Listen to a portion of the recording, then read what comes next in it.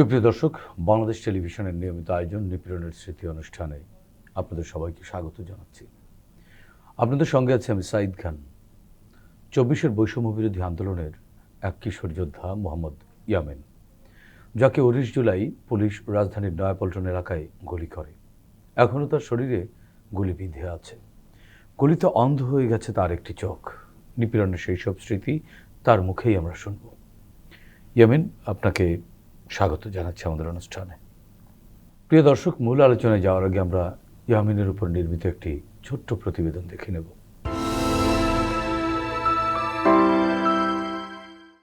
মোহাম্মদ ইয়ামিনের পৈতৃক বাড়ি ঢাকার পাশের জেলা মুন্সিগঞ্জের শ্রীনগর উপজেলার মুরাপাড়া গ্রামে। তবে তার জন্ম ঢাকার কেরানীগঞ্জে। সেখানেই বাবা নীরব শেখ ঝুট কাপড়ের ব্যবসা করে স্ত্রী ও ৩ সন্তান নিয়ে বেশ সুখেই ছিলেন। কিন্তু ২৪-এর বৈষম্য বিরোধী আন্দোলন নীরব ও রোকেয়ার সেই সুখের সংসারে দুঃখের বৃষ্টি হয়ে ঝরে পড়ে। পরিবারের ছোট সন্তান হলেও ছোটবেলা থেকেই বাবার সঙ্গে টুকটাক কাজ শুরু করেন ইয়ামিন। বিশেষ করে ব্যবসায়ী বাবা অসুস্থ হয়ে যাওয়ার পর তার লেখাপড়া বন্ধ হয়ে যায়। এরপর থেকে বাবার ব্যবসায় সহযোগী হয়ে নেমে পড়েন জীবনযুদ্ধে। এভাবেই শ্রমে ঘামে আর সরলতায় কেরানীগঞ্জের আগানগরের আমবাগিচার বাসায় তাদের ভালোই দিন কাটছিল। ২৪-এর বৈষম্য বিরোধী আন্দোলন শুরু হলে কিশোর ইয়ামিন তাতে যোগ দেয়। ১৯ জুলাই রাজধানী নয়াপল্টনে গুলিবিদ্ধ হয় ইয়ামিন। সেই থেকে ঘোর অন্ধকারের গভীর বেদনায় প্রতিটি প্রহর কাটছে এই জুলাই যোদ্ধার।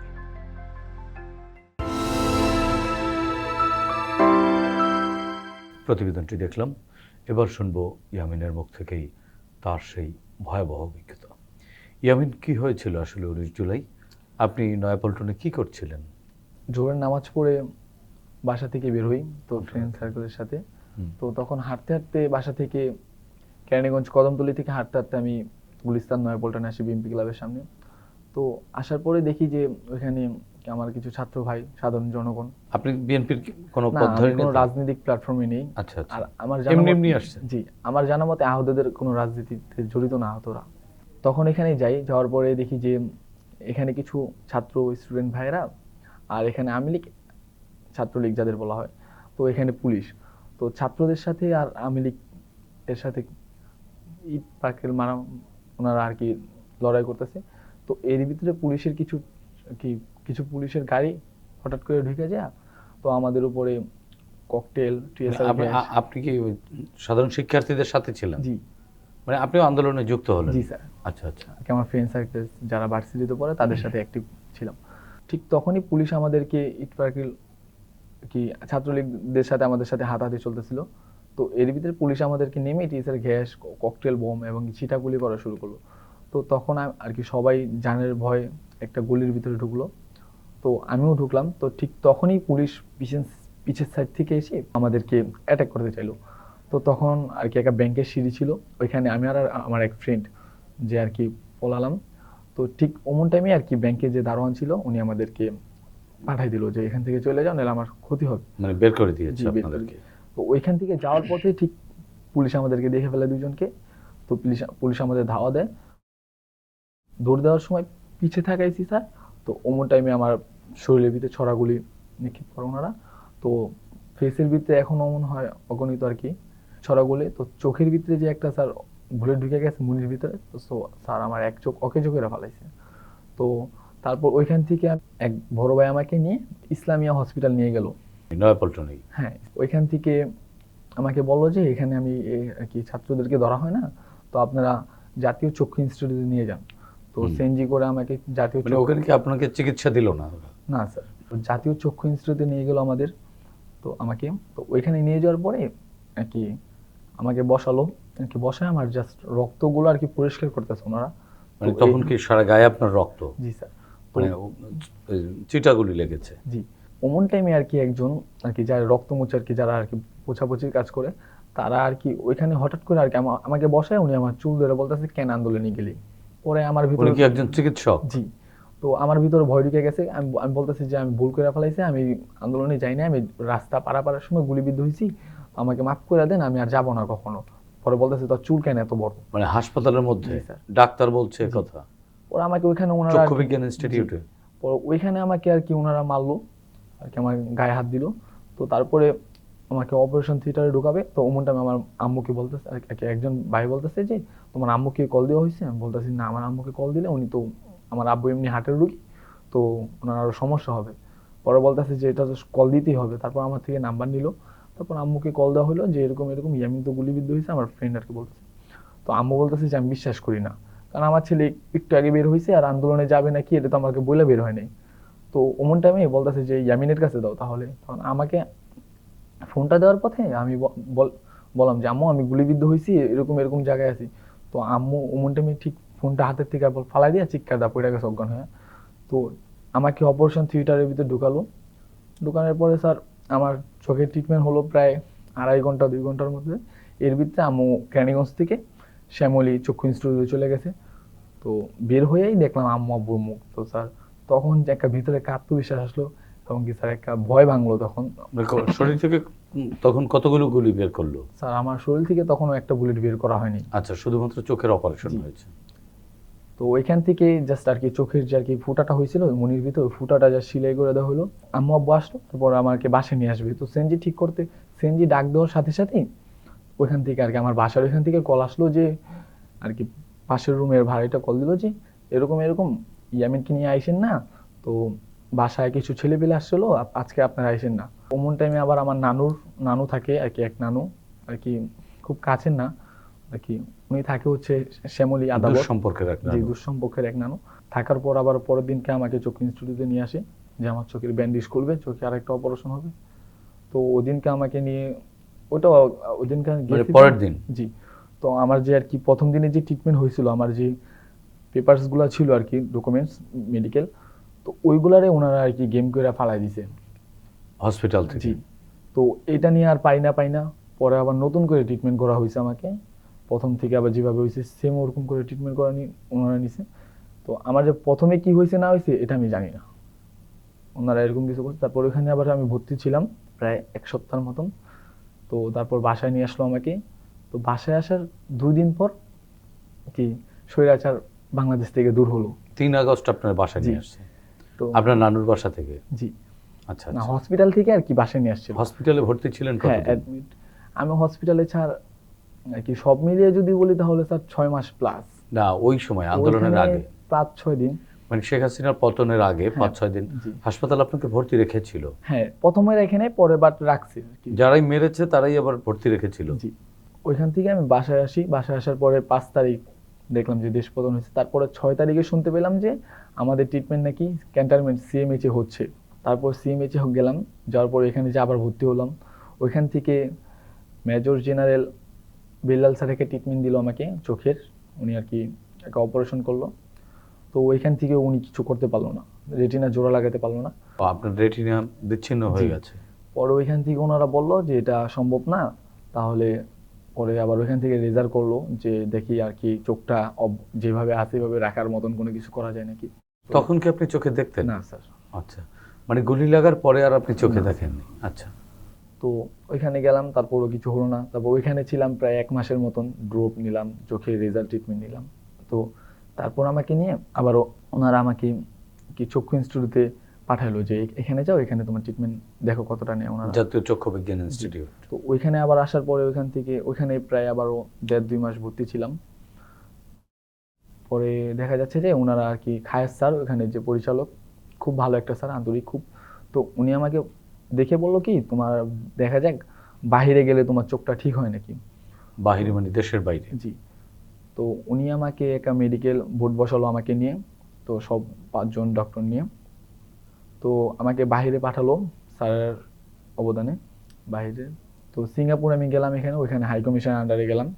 যাওয়ার পর সরকারিভাবে আপনাকে জি, পাঠানো সরকারিভাবে হয়েছে? পাঠানো হয়েছিল। আমি একা না, আরো 5 জন ছিল আমার সাথে। আপনি সহ 5 জন? জি। তো ওইখানে পাঠানো হলো। মানে জুলাই গণ অভ্যুত্থানে যে আহতদের উন্নত চিকিৎসার জন্য বিদেশে পাঠানো হলো, এই প্রথম 5 জনের আপনি জি, একজন? একজন। সৌভাগ্যবান আপনি একজন। জি স্যার। তো ওইখানে গেলাম, ওইখানে যাওয়ার পরে সিঙ্গাপুরে?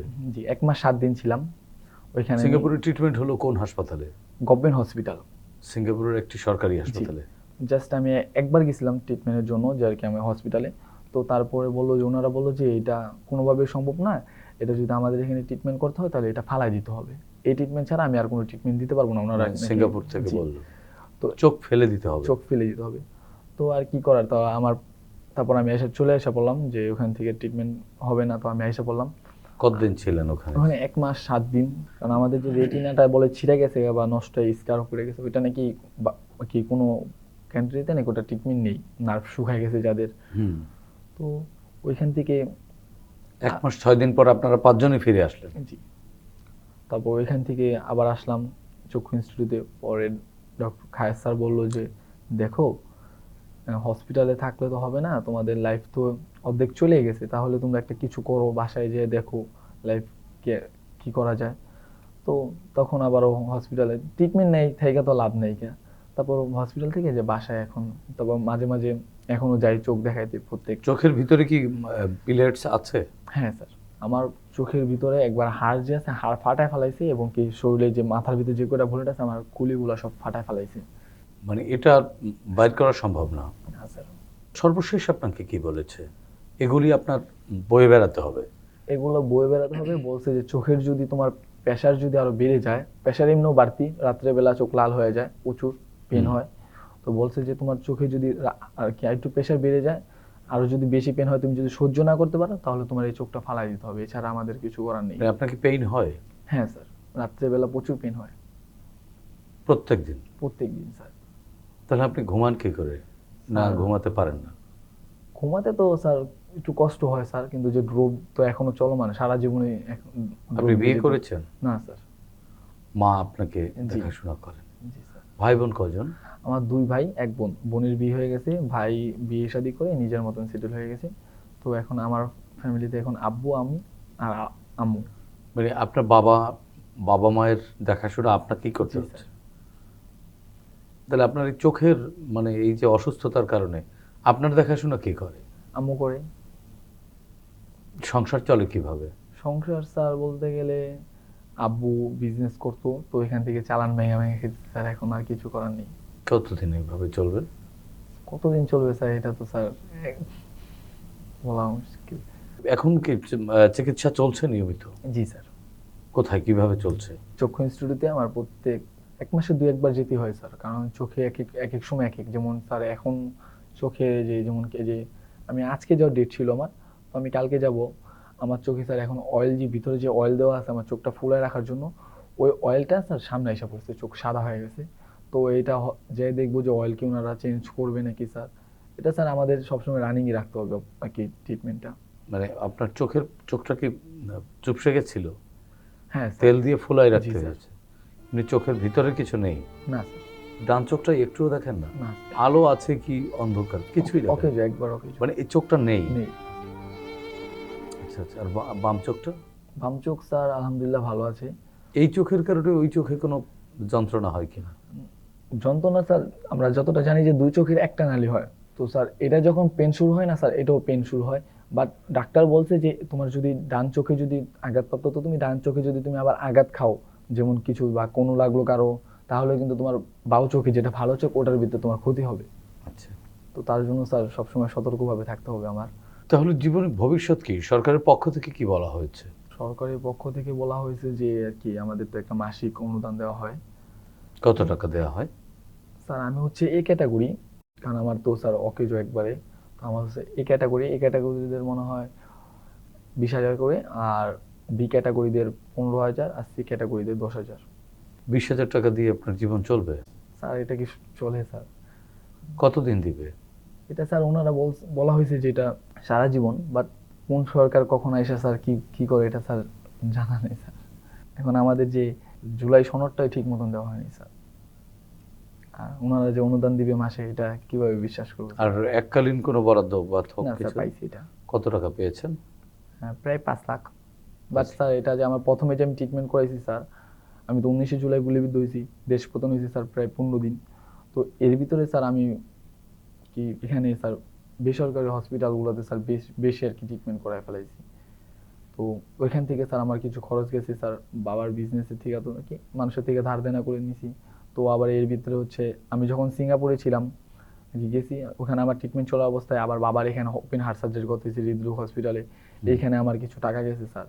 সব মিলিয়ে স্যার এখন আর কি যে অনুদানটা পাইছি সব ভেঙে ফেলা হয়েছে স্যার। সরকারের পক্ষ থেকে কি বলা হয়েছে এই চিকিৎসায় আপনাকে সারা জীবন যা খরচ হবে সেই খরচ বহন করবে, এরকম কিছু বলা হয়েছে? স্যার বলা হয়েছে এরকম কিছু আর কি। বহন করছে? জি স্যার। তাহলে তো সরকার কথা রেখেছে। জি। কিন্তু আপনার জীবনের আলো কি নিভে গেছে বলে মনে হয়? মন খারাপ হয়? তা তো অবশ্যই স্যার। স্বপ্ন কি ছিল সেই স্বপ্ন? স্বপ্ন ছিল স্যার বাবার বিজনেস, আমি আমার মতন বাবার বিজনেসটা ধরে রাখবো স্যার। কিন্তু আমি তো আমাদের তো ঝুট কাপড়ের বিজনেস স্যার, ধুলাবালু। তো আমি তো এখানে যে আর এখন অ্যাক্টিভ থাকতে পারি না স্যার, কারণ হচ্ছে ধুলাবালু চোখে গেলে চোখ লাল হয়ে যায়, পেন ফিল হয়, আর নিচে থাকতে পারি না বেশিক্ষণ স্যার। কারণটা কি? স্যার হচ্ছে ব্যথা হয়? ব্যথা পেন ফিল হয় আর কি, এখান থেকে পুরো মাথা পেন ফিল হয়। তাহলে কি করছেন, কি করবেন? এখন স্যার কিছুই করতেছি না, এখন স্যার বাসায় আমাকে দেখাশোনার জন্য আম্মু আব্বু সবসময় আমাকে। বাবা মাকে কে দেখবে তাহলে? এটা ভেবে কষ্ট হয় কখনো আপনার? স্যার তো অবশ্যই। তখন মানে একা একা যখন নির্ঘুম রাত, যখন চিন্তাগুলো সব এসে জড়ো হয়, দুশ্চিন্তাগুলো এসে জড়ো হয়, তখন ইয়ামিন কি মনে হয় আসলে? আমাদেরকে একটু খোলামেলা বলুন। কি বলবো স্যার এই বিষয় নিয়ে স্যার? স্যার আমি যখন আর কি আমি কিন্তু স্যার যখন 5 জনের সাথে যাই তখন আমার নিজের কাছে নিজের কেমন যেন ছোট ছোট মনে হয় স্যার, কারণ আমি 5 জনের মতন না। 5 জন যা করতে পারতেছে আমি তা করতে পারতেছি না। তো ঠিক তো তখনই আমার কাছে খারাপ লাগে যে আমি 5 জনের মতন না। আমার কাছে সবসময় নিচে নিচে লাগে স্যার। আর এখনো মাঝে মাঝে রাত্রেবেলা ঠিক স্বপ্নের ভিতরে স্যার আমি দেখতে পাই যে আমাকে ঠিক যেভাবে গুলি করা হয়েছিল স্যার, ওই দৃশ্যটা স্যার আমার এখনো মনে পড়ে যায়। তো ঠিক তখনই আমি কি ঘুম থেকে চিৎকার দিয়ে উঠি, আম্মু আব্বু আয়সা বলে কি হয়েছে কি হয়েছে। তখন আম্মু আব্বু কিন্তু স্যার বলতে পারি না যে এই হয়েছে, তাহলে ওনারা তো কষ্ট পাবে স্যার। আর আমার যতটা সিরিয়াস অবস্থা হয় বা যতটা পেইন ফিল হয় এটা আম্মু আব্বুকে বলি না স্যার, কারণ বললে ওনারা খুব কষ্ট পাইব। এটাই আমি যতটা আর কি পারি স্যার সহ্য করার জন্য, ওটা সহ্য করে তারপর ওনাদেরকে বলা হবে স্যার। কান্না আসে? তা তো অবশ্যই স্যার। কান্না থামান কিভাবে, সান্ত্বনা দেন কিভাবে নিজেকে নিজে? কি ভেবে কান্না আসে? যে আম্মু আব্বুরা সান্ত্বনা দেয় স্যার। কি ভেবে কান্না আসে কেন? তার লাইফটা নষ্ট করে ফেলাইলাম স্যার। আজকে যদি আমার কিছু হয়ে যায় তাহলে আব্বু আম্মুকে খাওয়া। আব্বু হচ্ছে ওপেন হার্ট সার্জারি করা, উনি আজকে ঠিক আছে কালকে ঠিক নাও থাকতে পারে স্যার। তো আমার ফ্যামিলিটার কি হবে স্যার? ভাইয়ার মতন স্যার সেটেল হয়ে গেছে। তো আমার ফ্যামিলি লাইফ, আমার আব্বু আম্মু স্যার কি করে থাকবে আর কি ওনারা, কারণ ওনারা তো বয়স হচ্ছে, আর আমার তো বয়স যত হবে আরও আস্তে আস্তে খারাপ হয়ে যাবে। কিন্তু চোখ আস্তে আস্তে বয়স হলে চোখ আস্তে আস্তে মানুষ খারাপ দেখে। তো আমার তো এক চোখে দেখতে পাচ্ছি, বয়স হলে তো এটা দেখতে নাও পেতে পারি স্যার। তো দোয়া করি স্যার যেন সারা জীবন এইভাবে থাকতে পারি, এটাই স্যার শুক্রিয়া আলহামদুলিল্লাহ। নিজের কানে এসছে কখনো যে হ্যাঁ স্যার। মানুষ খুব বাজে কথা বললো জি। যে এক চোখে দেখে না দেখে? কেউ মজা করে কানা বলে ডাকে, তো এটা স্যার ভিতরে কষ্ট লাগে স্যার, কিন্তু বলতে তো পারি না স্যার ওদেরকে যে আমার এইসব কথা বলবে না। ওরা ওদের মতন বলে, আমি আমার ভিতরে কষ্ট স্যার, কিছু বলার নেই স্যার এটা নিয়ে। ওদেরকে কখনো বুঝিয়ে বলেছেন? স্যার বুঝিয়ে বলেছি, এর ভিতরে স্যার কিছু কি বলবো স্যার, এখন ওরা ওদের মতন ফাইজলামি করে বলে, বাট কিন্তু কষ্ট তো স্যার আমার লাগে। লড়াইটা তো ছিল সাধারণ মানুষের চোখের আলো ফিরিয়ে আনবার জন্য। ফিরিয়ে আনতে গিয়ে নিজের না হয় একটা চোখের আলো চলে গেল। সেই মানুষগুলো যাদের মুখে হাসি ফোটানোর জন্য, যাদের ভাগ্য বদলের জন্য, যাদের স্বাভাবিক জীবনের জন্য আপনার চোখের আলো নিভিয়েছেন, সেই মানুষগুলো যখন আপনাকে কানাই আমিন বলে বা ঠাট্টা করে বলুক বা যে কোনোভাবে বলুক, তখন তাদেরকে কিভাবে জবাবটা দেন? কি কিছুই না স্যার, মুখে জাস্ট হাসি, এছাড়া হাসি কিছু মুখে মেনে নেন? জি স্যার। আমি কিছুদিন টমাও ছিলাম স্যার, গুলিবিদ্ধ হওয়ার পর টমাও ছিলাম আর কি। ট্রমা? কোন ধরনের ট্রমাটাই ছিলেন? যেমন স্যার আমি কি আমার আম্মু যদি বাসা থেকে একটু দূরত্বে যেত স্যার, আমি চিল্লে উঠতাম স্যার, আচ্ছা, যে আম্মু সবসময় স্যার আমার পাশে থাকতো স্যার। কেন এরকম কি মনে হতো আপনার? ভয় হতো স্যার নিজের উপর নিজে। ঠিক যখন আমাকে গুলি করা হয়েছিল, ঠিক ওই সময় যে স্মৃতিগুলো ওইগুলো স্যার মনে পড়তো খুব। হুম হুম হুম। কেমন ছিল সেই স্মৃতি? স্যার বলার মতন না স্যার। একটু বলেন। ওনারা যখন আর কি সাইডে থেকে আর পিছের থেকে যখন ওনারা হারায় যায়, তখন আর কি পুলিশগুলো যখন চলে যায়, তখন স্যার আমি জাস্ট একটা সাইড ছিল যে আমি এখান থেকে এখানে সোজা যাব, তো আমি জাস্ট ফুসকি দিছি স্যার। ঠিক অমন টাইমেই পুলিশ শটগানের বুলেট নিয়ে আর কি এখানে পুরো সেম স্যার আমাকে মার্ক করে ওনারা দাঁড়ায় ছিল। তো আমি যখন ফুসকিটা দিই ঠিক তখনই দেখলাম যে পিস্তলের যে কিটা দেখালে একটা জাস্ট আগুনের গোলার মতন বের হলো, আর কিচ্ছু না স্যার। আমার এক চোখ স্যার দেখলাম যে কালো হয়ে গেছে, আর কি এক চোখে দেখতে পারতেছি না, খালি আর কি ঘুরতেছে এক চোখ। আর এক চোখের এখানে জাস্ট বুলেটটা লেগেছিল, তো যার কারণে এখানে বুলেট লাগার কারণে আমার চোখে রক্তক্ষরণ হয়েছিল, এখান থেকে চোখ। তো এক চোখে রক্ত, এক চোখ লাল, এক চোখ কালো। আমি আকাশের দিকে তাকায় দেখি যে আমার দুনিয়াটাই পুরা ঘুরতেছে, আমি অজ্ঞান অজ্ঞান হয়ে যাব। তো আমার তখন ওই ভিতরে একটা সাহস আসলো যে আমি এখন যদি অজ্ঞান হয়ে যাই তাহলে আমাকে পুলিশে মেরে ফেলাইব। তো আমি ওই অবস্থা নিয়ে স্যার দৌড় দিয়ে আর কি মাজারের সামনে আসছি। তো ওইখান থেকে আমাকে মাজার মানে কোন মাজার? গোলাপ শাহ মাজার গুলিস্তান। আচ্ছা আচ্ছা, গুলিস্তান। জি। বিএনপি অফিসের ওখানে ছিলেন না? আমি হচ্ছে পানির গলির সামনে ছিলাম স্যার, বিএমপি ক্লাবের সামনে যে পানির গলিটা, ওইখানে পানির ট্যাঙ্কি, বিজয়নগর পানির জি ট্যাঙ্কি। জি আচ্ছা আচ্ছা, ওইখান থেকে এক দৌড়ে আপনি গোলাপ জি, শাহ স্যার। মাজারে গেছেন? জি। এত দূর দৌড়েছেন আপনি? জি স্যার। আচ্ছা, মাঝখানে তো আওয়ামী লীগের অফিস ছিল।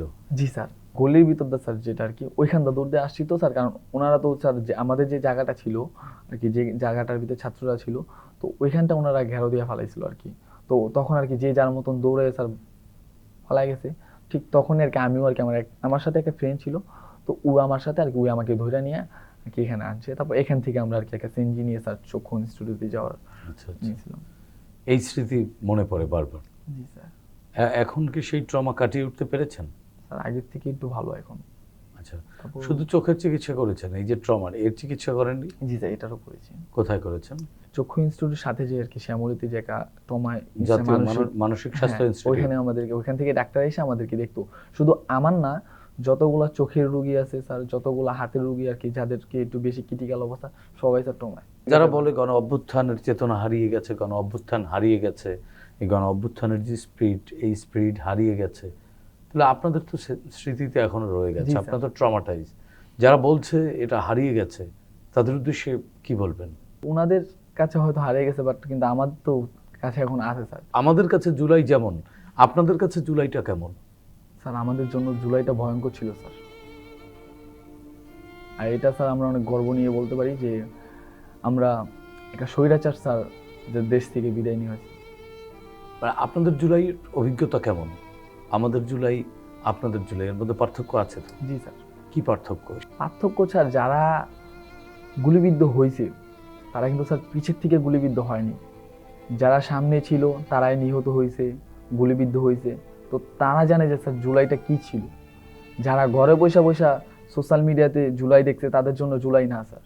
ওই দিন তো একেবারে কপালের উপরে যেহেতু গুলিটা লেগেছিল, জি স্যার। মরেও যেতে পারতেন। জি স্যার। আজকে ইয়ামিনের মৃত্যুর বয়স 1 বছরের বেশি হয়ে যেত, জি স্যার। আবু সাইদদের কাতারে চলে যেত। জি। জুলাই কি জুলাইয়ের জায়গায় আছে না এখন? স্যার। কষ্ট হয়? জি স্যার। কেন কষ্ট হয়? স্যার এই যে আমরা ধরে রাখতে পারি না এই জুলাইটাকে। কেন মনে হয় ধরে রাখতে পারেনি? দেখেন স্যার, আগে যে আমাদের একটা জুলাই আহত শুনলে যে একটা ওনারা যে একটা সম্মান দিত, বাট এখন যদি শুনে কেউ জুলাই আহত আসছে বা জুলাই আহত এসে এটা বলতেছে, তো তখন ওনারা হাসাহাসি করে স্যার। কেন? তাদের মনে হয়তো ঘৃণা জমে গেছে আমাদের জন্য। আমরা যে জুলাই যোদ্ধা বা জুলাই আহত হয়েছি, এটার আমাদের কাছে কোনো প্রুফ নেই, কারণ আমাদের জুলাই সনদই দেওয়া হয়নি এখন ঠিকঠাক মতন স্যার। মুখে বলে তার সনদ দেওয়া হয় না স্যার। ইয়ামিন, আপনি কি মামলা করেছিলেন? জি স্যার, আমি হসপিটাল যখন অ্যাডমিট ছিলাম তখনই পুলিশ আসছিল যে আমাদের দেখতে, তখন ওইখান থেকে ওনারা মামলা নিয়ে গেছে আর কি। কার কার বিরুদ্ধে মামলা করেছেন? 1 নাম্বার হচ্ছে স্যার শেখ হাসিনা, হচ্ছে আমার এলাকার কিছু নেতা কর্মীরা ছিল তাদের নামে স্যার। মানে আপনি মামলার বাদী? জি আপনি কি বিশ্বাস করেন এই মামলার ন্যায় বিচার পাবেন? স্যার, এটা তো স্যার বাংলাদেশ, লাহিলিল্লাহ দেশ স্যার। আমার জানা মতে এখানে পাবো না স্যার, কিন্তু তারপরও যদি আল্লাহ চান ইনশাআল্লাহ পাবো স্যার। অত্যন্ত গুরুত্বপূর্ণ কথা বললেন যে জুলাইটাকে আমরা ধরে রাখতে পারিনি। এখন মানুষ আপনাদের দেখলে হাসাহাসি করে, এটা অত্যন্ত কষ্টের না? জি স্যার। আপনি বলছেন সরকারের, শুধু কি সরকারের এই দায়? সাধারণ জনগণেরও ছিল স্যার। যেমন স্যার আমরা দেখতে পাচ্ছি যে স্যার কোনো বড় লোকের ছেলে, যেমন কোনো সরকারি চাকরিজীবী ছেলে গুলিবিদ্ধ হয় নাই স্যার। হয়েছে আমার মতন রিস্কাওয়ালা, আমার মতন যারা স্টুডেন্ট ছিল, গরিব, যারা পথচারী, তারাই স্যার গুলিবিদ্ধ হয়েছে স্যার। ইয়ামিন, ছোট্ট করে দেশবাসীর উদ্দেশ্যে কিছু বলার আছে? একটাই চাওয়া স্যার আমাদের ডক্টর ইউনূস সাহেবের কাছে, সাধারণ জনগণের কাছে, যে ওনারা যদি আমাদেরকে জুলাই সনদটা দেন, তাহলে আমরা বলতে পারবো যে না আমরা জুলাই আহত। বাট এখন আমরা তো বলতে পারি না, কারণ আমাদের কাছে তো ওরকম কোনো প্রুফ নাই। ইয়ামিন, আপনাকে অসংখ্য ধন্যবাদ। আপনার প্রতি গোটা জাতি আমরা কৃতজ্ঞ। আপনার মতো ইয়ামিনদের জন্যই আজ আমরা কথা বলতে পারছি, আজ আমরা এই অনুষ্ঠানের মাধ্যমে কথা বলবার সুযোগ তৈরি হয়েছে। ইয়ামিন, আপনাদেরকে স্যালুট। প্রিয় দর্শক, শেখ হাসিনা সময়ের স্রোতে হারিয়ে যাওয়া এক ঘৃণিত স্বৈরাচারের নাম, যিনি নিজের ক্ষমতাকে দীর্ঘস্থায়ী করতে বিরোধী রাজনৈতিক কর্মীদের উপরে চালিয়েছিলেন নিপীড়ন। তার এই নিপীড়ন পৃথিবীর বহু স্বৈরাচারের রক্ত নদীকে করেছে ম্লান, গড়েছে নির্মমতার নতুন রেকর্ড।